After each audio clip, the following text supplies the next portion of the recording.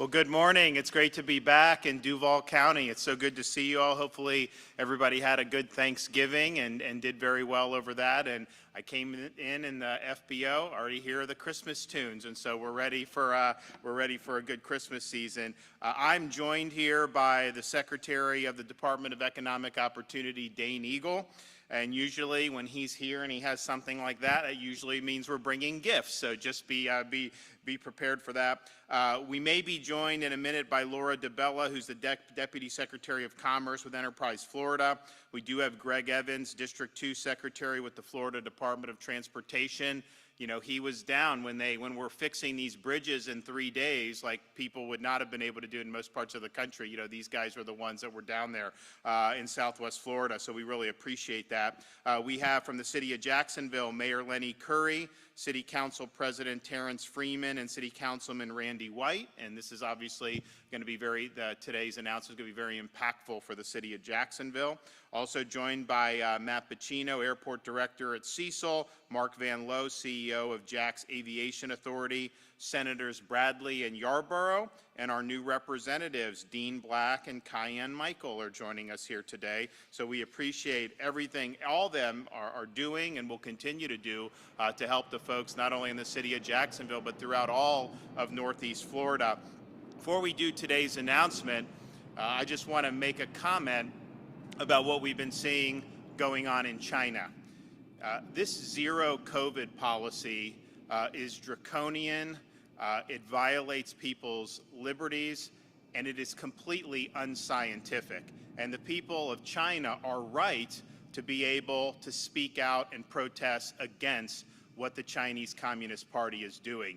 This CCP has a maniacal desire to exert total control over its population. Zero COVID is really just the pretext for them to do what they want to do anyways. And that is not a model that can work over the long term. The people in China are finally speaking out against it. And I just think we need these draconian COVID policies to go to the ash heap of history where they belong.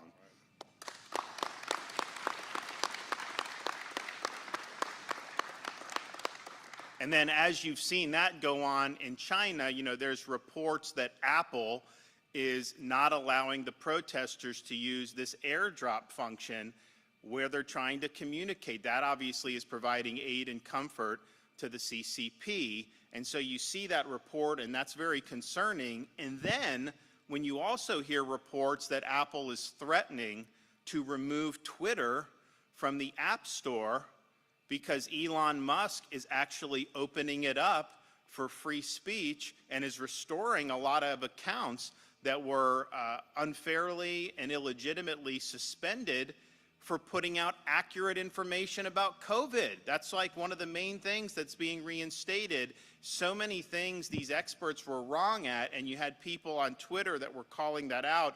And Twitter, the old regime in Twitter, their response was to try to just suffocate the dissent. And Elon Musk knows that's not a winning formula, and so he's providing free speech. And so if Apple responds to that by nuking them from the App Store, you know, I think that would be a huge, huge mistake, and it would be a really raw exercise of monopolistic power that I think would merit a response from the United States Congress. And so don't be a vassal of the CCP on one hand and then use your corporate power in the United States on the other to suffocate Americans and try to suppress their right to express themselves. And so I'm glad things are changing at Twitter. And I know there's a lot of work to do with big tech generally, but this is big progress, and we're really happy that that is now happening. Now today, we're here because what we've done since I've been governor is identify opportunities through different types of initiatives, but one of the things we've used a lot is the Governor's Job Growth Grant Fund. We've used that to bolster workforce training and education, but also infrastructure. And if there's key infrastructure where we can come very quickly, work with a local government, a county, a city, and get something done that's going to have a high impact value in terms of jobs and industrial base and things that are our priorities, we want to do that. Now, we've done a lot, for example, with creating new commercial driver's license graduates for truck driving. If you look at what's going to happen over the next 10, 15 years, most of these truck drivers are older, and you don't have as many people that have filled in the back. And so we've got to do all we can in Florida to step up. So when I became governor, they were doing about 600 truck drivers through our various programs a year. Now, through our investments, we're going to be able to do 3,500 a year in the state of Florida. That's going to have a huge impact, a positive impact on our economy, on the supply chain. Of course, when you have things like Jacksport, this stuff comes in, yeah, you can do, I mean, there's really two things you can do. You can put it on a train, you put it on a truck. And so we need to make sure we're doing mindful of both of those things. So that's been a huge thing. We've done a whole bunch of other stuff with the workforce. But we've also been able to do, if there are things that are needed in terms of an additional artery to connect like an industrial center with a thoroughfare, we've been able to come and do that. We've done that all around the state. In fact, just over a year ago, we were here at Cecil, and we did $6 million to support the construction of more than 2 miles of roadway and expand business opportunities at the spaceport. And that's something that is going to pay big dividends. And so in that vein, what we're able to announce today is we're awarding $5.5 million to the city of Jacksonville to construct a 3-mile railway track to serve Cecil Commerce Center's 600-acre mega site. Now, this new dual service line will link the main line north of I-10, main rail line north of I-10, to the Cecil Commerce Center and increase transportation access for manufacturing and for logistic companies. This project alone is expected to bring 500 new jobs in manufacturing and logistics to the area, with an economic impact of over $14 million for the city of Jacksonville. And in fact, I know they've already been talking both at the local level and state with some companies that are eyeing this, and this would be enough for them to want to come. So stay tuned. I think you're going to see some good announcements in the not too distant future. So Cecil Commerce Center is conveniently located near I-10, Cecil Airport, Cecil Spaceport, and Jacksport, making it a prime location for companies that need to move their products anywhere in the country. And businesses in need of new talent will also be able to draw from the Florida State College at Jacksonville Cecil Center, which houses the college's aviation and commercial vehicle driving programs. So we believe that this is a great use of the Job Growth Grant Fund. This is going to make a big difference in terms of the manufacturing and other business footprint here in the state of Florida and in Northeast Florida in particular. So I'm happy to be able to do that. Dane, do you want to award that? Who's going to come up from Cecil? All right, yeah, Len. Right. There we go. All right, there we go.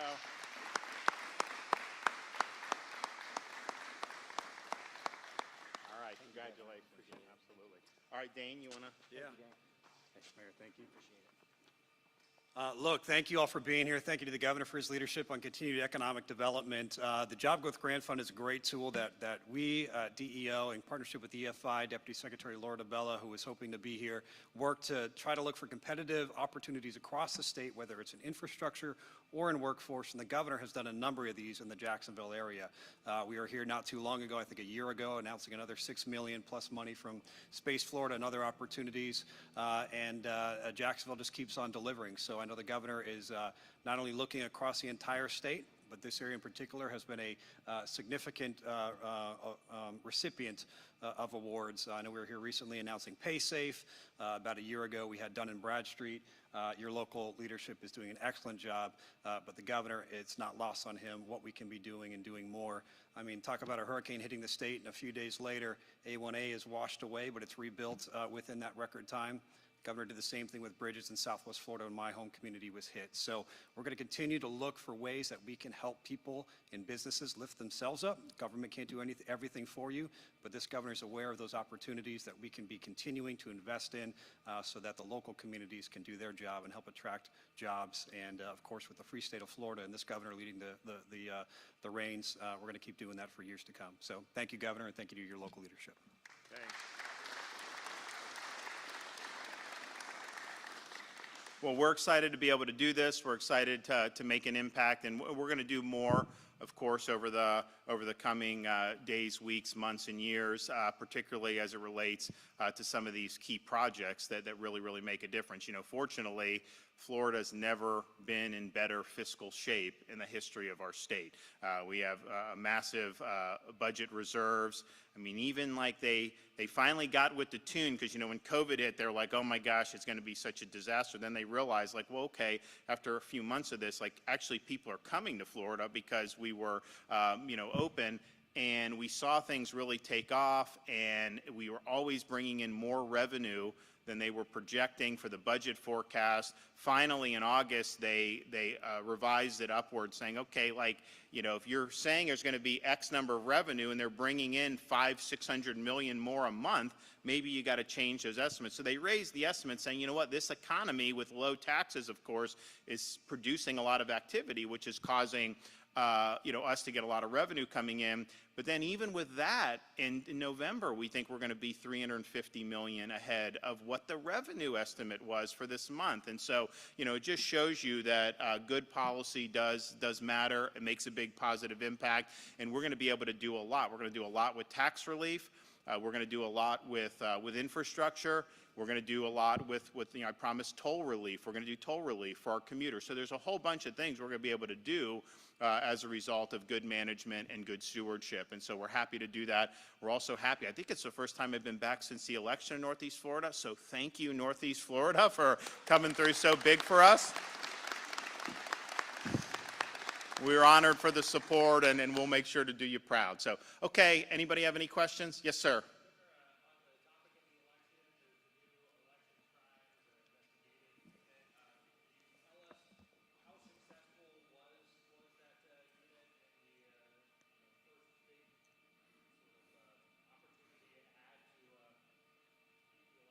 I mean, I think, you know, look, I've asked for as many reports as possible, but by and large, this was a very transparent, efficient, and effectively run election. And that was not true in every state in the country. I mean, just think about this. We get into the week of the election. Monday before the election, I had to declare a state of emergency for then Nicole, which I don't even know was a named storm yet, but it ended up being Hurricane Nicole. So we do that, people start mobilizing, we have the election on Tuesday, and it was fine, the storm hadn't hit yet. Wednesday, the day after the election, I'm in the Emergency Operations Center working with our guys. We're bracing for this storm to hit in the wee hours of Thursday morning. The storm hits. You've seen further south in Jacksonville some of the coastal erosion, and it wasn't that this storm was that powerful, but it was like they already got hit with Ian, and then this coming on top was that. So you did that, and so you had, as Dane said, there was A1A washed away in different parts of these counties. St. John's had damage, Flagler had damage, Volusia. And I was on the scene, we were working, everyone's doing. FDOT is repairing these things. By like Saturday afternoon, they had repaired miles and miles of A1A. And then you go Sunday morning, you read the news, and some of these states are still counting their votes after we counted them and reported the result Tuesday night. And I know some military ballots, some stuff trickle in the next day, but you know, we had 99+% counted by midnight, and then we're off to dealing with a hurricane. And then after we're done with that on the initial, you still have some of these other places that are having trouble counting votes. And so I think Florida has shown the way. I think the fact that we have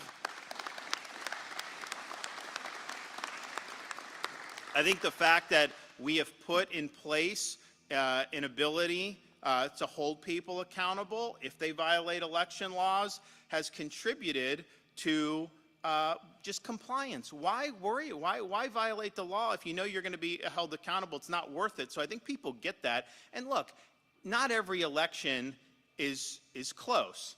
I mean, my election was not close. That's how you want to win, okay? But we have elections that are close.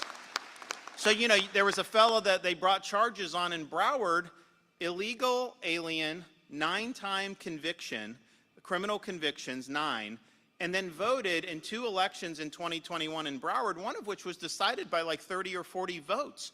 And just think about in this area, you know, the current Speaker of the Florida House lost his first primary election in Duval County by 2 votes. And so that illegal vote could cancel out your vote, and then it could even change the election. So I think it was done well. You always look to see after action what could have been done better, but I think at the end of the day, compared to these other places and throughout our country, I think Florida is really the model. We've taken it seriously, and we won. And I said from the very beginning, when we were doing these reforms, I said, your vote matters in Florida. Don't let anyone tell you it doesn't count. It counts here, it matters, and we take pride in the way that we're running our system. So was there anything that happened that was bad that's going to be investigated? I'm not aware of anything. Of course, I don't get involved in kind of these individual cases as they're being done. There were reports, hey, they may be ballot harvesting in Orange County. They pursued that, and actually they didn't find that. So I think it worked well, and I think that we're really the model for how you do it. Yes.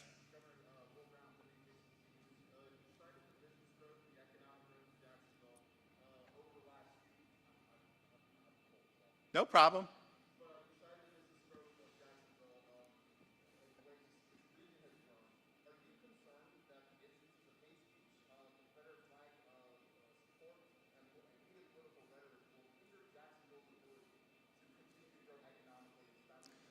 You know what I'm concerned about? I'm concerned about people in the media trying to manufacture division all the time. I'm concerned when people in the media, with all due respect, I'm concerned when people in the media take some jabroni that nobody cares about and will try to elevate them and make them some type of celebrity. That is wrong. And so I think what you've seen in the state of Florida is this is a state where everybody can succeed. It's a state where we've proven that in my administration, not just with the results for the state overall in terms of employment, business, and all that, but also who we've had running state agencies, who we've appointed to the judiciary. I mean, these are really historical things, and I think that we've done it right. So I think it's totally wrong to try to tar an entire city or an entire region as somehow they're engaged in hate. That's just not true. In fact, we've worked together on a lot of different issues across the different regions of this state, and I think obviously the election outcome is proof positive that that works. Yes. Okay.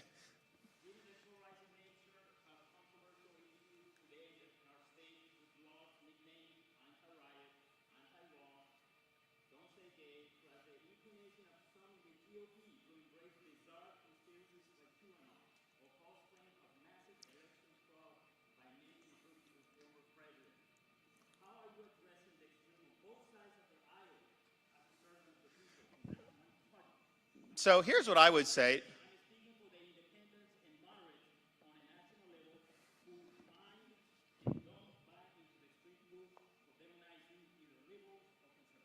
Okay, so first of all, and I respect the question, but you are contributing to that by propagating false narratives. Don't say gay is a false narrative. And you know what? Well, listen, here's the thing. That was a false narrative. And the difference, I think, in Florida is we fight back against that. We don't let the media cow us into accepting that. We don't play their game. We fight back against it. We told the truth to people. We told the truth to parents all throughout the state of Florida. And I know, particularly the national media corporations, I mean, they tried to run with this. They were trying to smear the legislature, all this other stuff. But you know what? The people here, they saw the facts and they responded and they supported us. And here's the thing. If you look at what we've been able to accomplish in 4 years, we've run the gamut in delivering results across a wide range of issues. I don't think there's any governor in the country that can have more achievements in a wider variety of subject matter than we have. Yes, you know the economy, you know the tax relief, you know our conservation record and what we've done with environment more than any other governor. You've seen what we've done with education. We've raised teacher pay more than any other governor has done. We've supported school choice. We've obviously want to have age-appropriate curriculum and support parents' rights. You look at what we've done on law and order to make sure that we stand with law enforcement and our first responders. responders. So we've done all those things, and I think what that does is that brings people together. You don't win by 1.5 million votes unless you're doing an agenda that a lot of people buy into. That's just the honest truth. And so what I do is I let my actions speak. You know, I'm not always out there commentating on social media, doing this, doing that. I know there's some that think that's some in the media think you have to be constantly glued to your computer all day. That's not how I live my life. That's not leadership. Leadership is about setting the vision and then producing results. And so our actions are really what matters. And I think if you look at our actions have been very strong, they've been very thorough, and we've delivered historic results for the people of this state. And you know what? We've only just begun. Thanks, everybody.